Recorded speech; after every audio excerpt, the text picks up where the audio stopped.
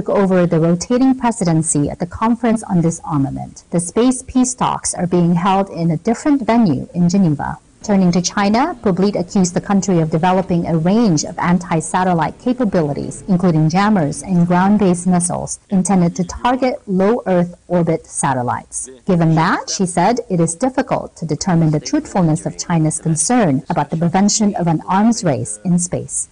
And when China has deployed an operational ground-based anti-satellite missile intended to target low Earth orbit satellites, with likely research on anti-satellite capabilities designed to threaten all orbits.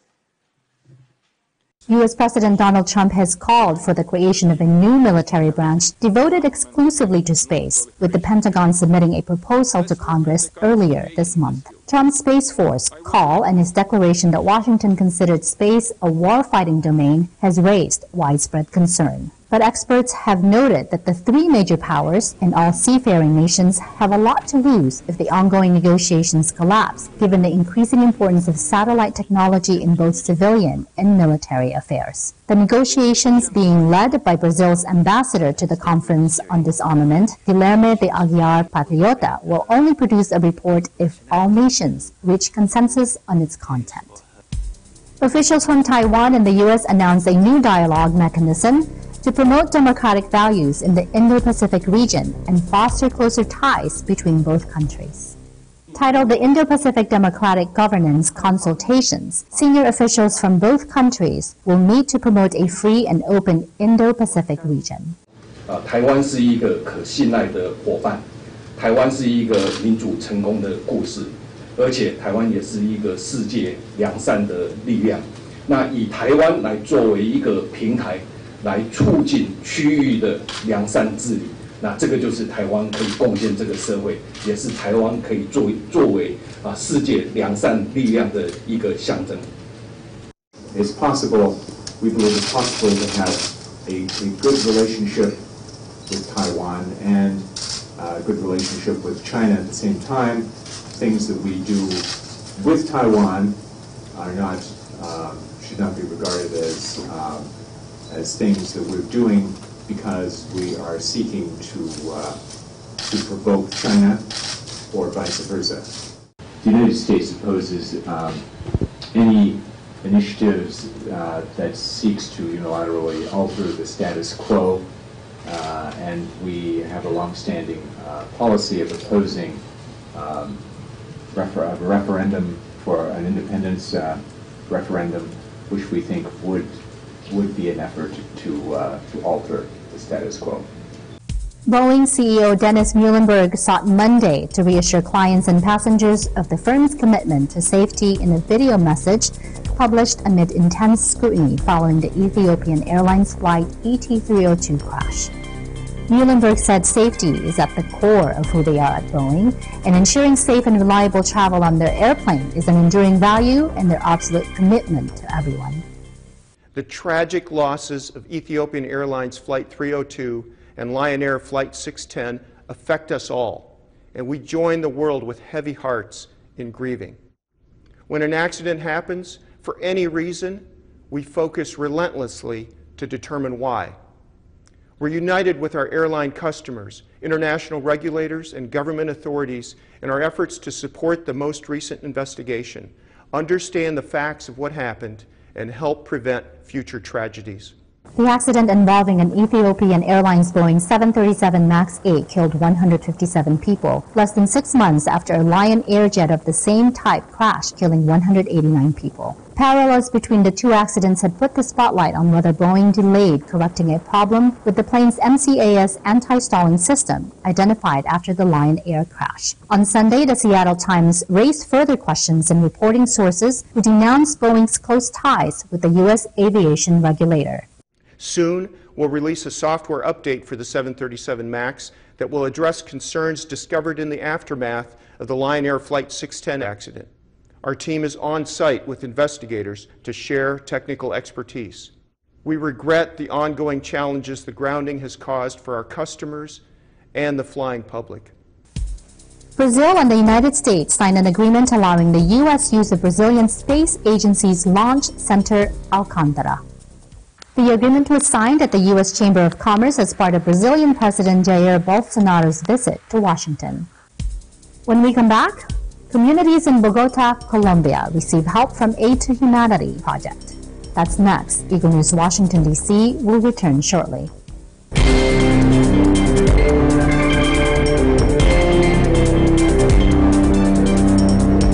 Hello, my name is Samantha Suarez and I'm reporting here from Gainesville, Florida.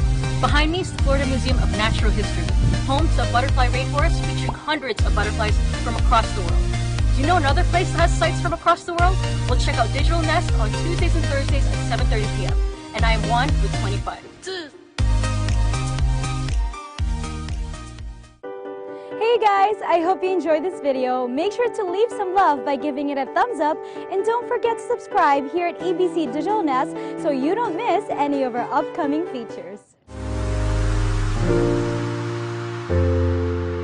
As Eagle Broadcasting Corporation marks its 50th year, it is conducting several activities under the theme EBC Cares, enabling a better community.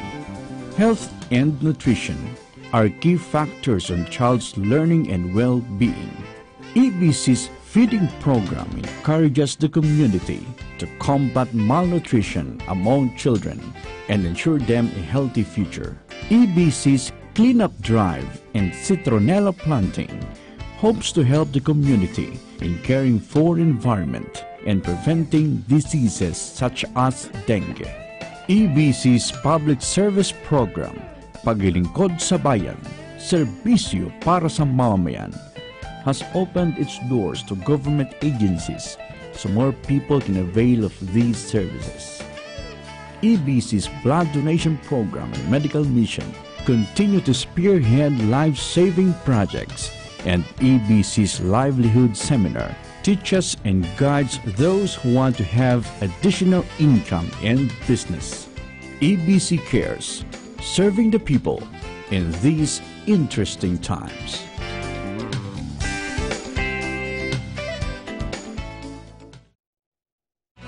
Letters and Music, Lunes hanggang Biyernes, 1:00 hanggang 2:00 ng hapon.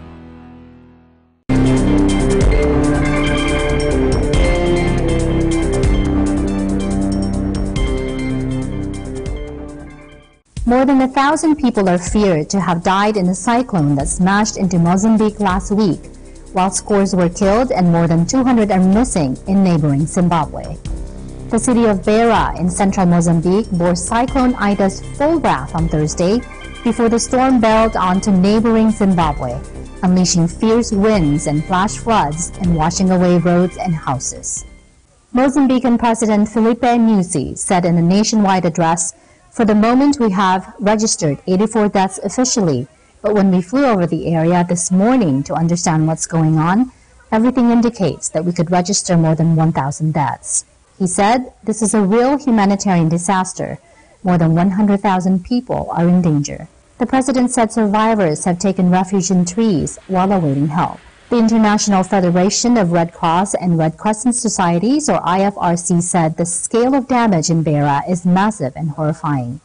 It said in a statement 90% of the city of some 530,000 people and its surrounding areas have been damaged or destroyed. The IFRC's Jamie Lesueur said the situation is terrible. The scale of devastation is enormous. Almost everything is destroyed. Communication lines have been completely cut and roads have been destroyed. Some affected communities are not accessible. He said a large dam burst on Sunday and cut off the last road to Beira. Sofala Province Governor Alberto Monlane warned that the biggest threat there is now, even bigger than the cyclone, is floods because it's raining more and more. Ema Beatty, coordinator of a grouping of NGOs known as COSACO, said they have never experienced something of this magnitude before in Mozambique. Some dams have broken and others have reached full capacity. They'll very soon open in floodgates. It's a convergence of flooding, cyclones, dams breaking, and making a potential wave. Everything's in place, thus a perfect storm. Nyusi said the Pongwe and Buzi rivers in central Mozambique have burst their banks and engulfed entire villages. He said communities are isolated and bodies are floating on the waters. Despite hefty anti-mafia powers, the help of international police and thousands of arrests, Italy is struggling to strike at the human traffickers who sent hundreds of thousands of migrants across the Mediterranean. È uno scambio, a mio avviso, palese di persone tra il vero trafficante che, come ha riferito oggi il teste ATA, paga, come tutti gli altri trafficanti, il 90% delle forze di polizia e dell'esercito sudanese. Quindi quale interesse ha un poliziotto sudanese a vendere, cioè a rinunciare a un suo introito per consegnarlo alle polizie europee? Tanto vale consegnargli un falegname eritreo qualunque, che ha lo stesso nome. Gambian Cherno Jallow, Senegalese Cheikhaya Dieng, and Ivorian Fofana Lamine are finishing 44-month jail sentences in Italy after people smugglers forced them to navigate boats across the Mediterranean. Shortly before they were due to be released, the three men shared their ordeals from their prison in Trapani, Sicily. All three left their respective countries in 2015 in search of work, and all three hope to find it in Libya. But once there, 22-year-old Jallow was kidnapped and his family forced to pay a ransom. I was unfortunate to be here. Understand? But deserve no. I've never done something that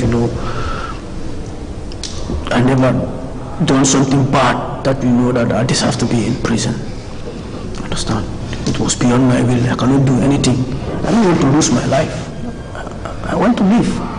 The chaos and threats to their safety, meanwhile, pushed 22-year-old Dieng and 25-year-old Lamine to contact people smugglers to try to reach Italy. Jour de partage, on va prendre les gens, on va embarquer à la mer. Ok. C'est ce jour-là, moi, on m'a dit, toi, tu vas prendre la boussole. Tu vas t'asseoir à côté du capitaine, lui qui va conduire la pirogue, et toi, tu vas t'asseoir à côté de lui, tu vas prendre la boussole. Dieng was on another boat. I trafficanti rimanere solo nel loro paese. Perché ci sono alcuni neri come me, lavorano con libici, sono loro trafficanti. Perché se tu prendi soldi delle altre persone e dai quello che è la persona che lavorare e lui dai metà, tu stai bene, tu fai casa, macchine, moglie, tutto, figli, e guarda noi, non c'entra nulla, buttare in galera. The three men and their boats were rescued off Libya by a Norwegian vessel before being transferred to the Italian Coast Guard and disembarked in Trapani in January 2016. There, police asked the migrants who had steered and navigated the vessels, and they identified the three men now in prison. They were sentenced to 3 years and 8 months in prison, and with some time off for good behavior, they will soon be released. But they have also just heard that Italy has rejected their asylum applications. Dieng said the real people responsible, they're still over there.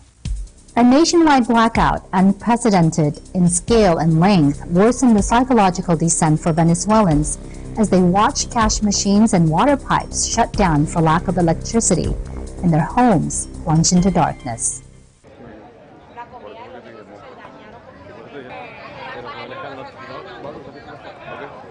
verdad que es algo bastante angustioso, bastante deprimente todo lo que estamos viviendo. No tenemos efectivo, no tenemos comida, no tenemos salado, no tenemos nada. Venezuela está sufriendo de una gran tristeza, una tristeza que temo pueda convertirse en una depresión muy pronto, con niveles de ansiedad que ya llegaron a ser crónicos. Eaglenews Washington, D.C. will return in a moment.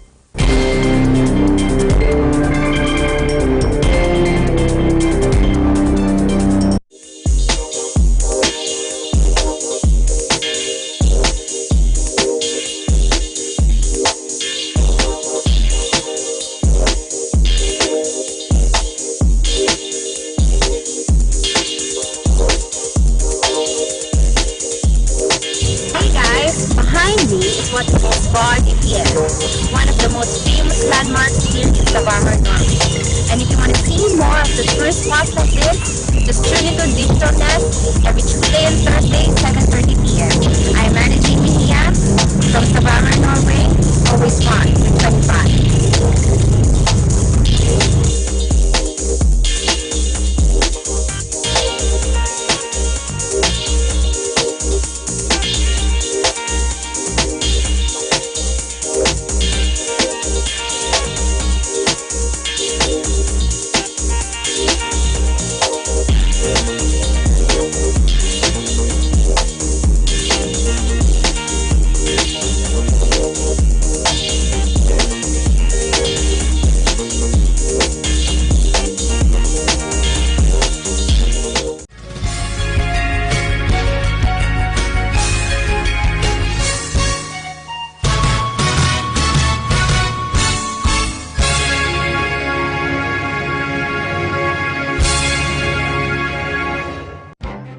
Events happen around us all the time, in our community, in our country, around the world. Events that affect people, move communities, or simply inspire us. Interesting events that people need to know. In these interesting times, we continue to be a competent partner in delivering news about these events. Fast, accurate, balanced. Eagle News, because we live in interesting times.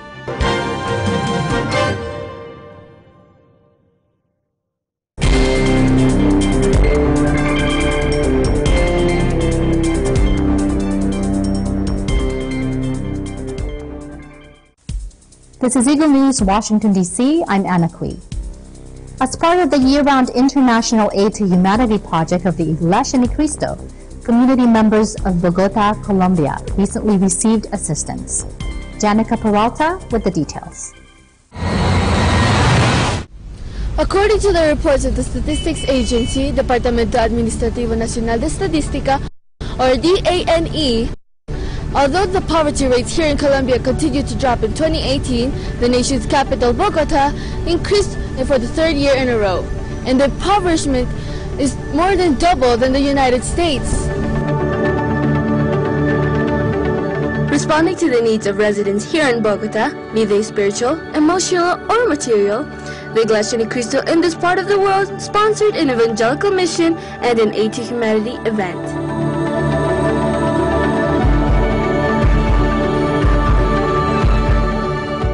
People from different parts of Bogota, such as Bosa, Haijuelos, Salitre, Portal Tonal, Los Martires de Santa Fe, came hours prior to the set time in anticipation of how the event could help alleviate their situation.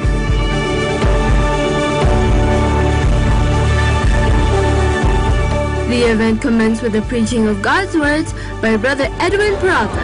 Yes, Amparo Velasquez said she loves what was taught and appreciates that the church reaches out to people. Another attendee, a migrant from Venezuela, recalls how hard it is in his homeland and is thankful for the church's help to people here in Bogota.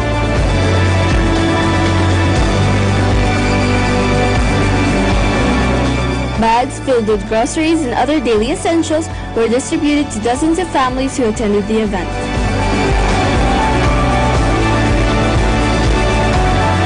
Reaching out to people in this time of hunger, conflicts, and divisiveness helps make our communities a little better. Reporting from Bogota, Colombia, I am Janica Peralta for Eagle News 1 with 25. Thanks, Janica. That is today's Eagle News, Washington, D.C. Join us again tomorrow as we bring stories that matter to you. Visit our websites at Eaglenews.PH and EagleNewsLive.com. Like us on Facebook and follow us on Twitter at twitter.com/EagleNewsPH. Thank you for watching. I'm Anna Cui, and I am 1 with 25.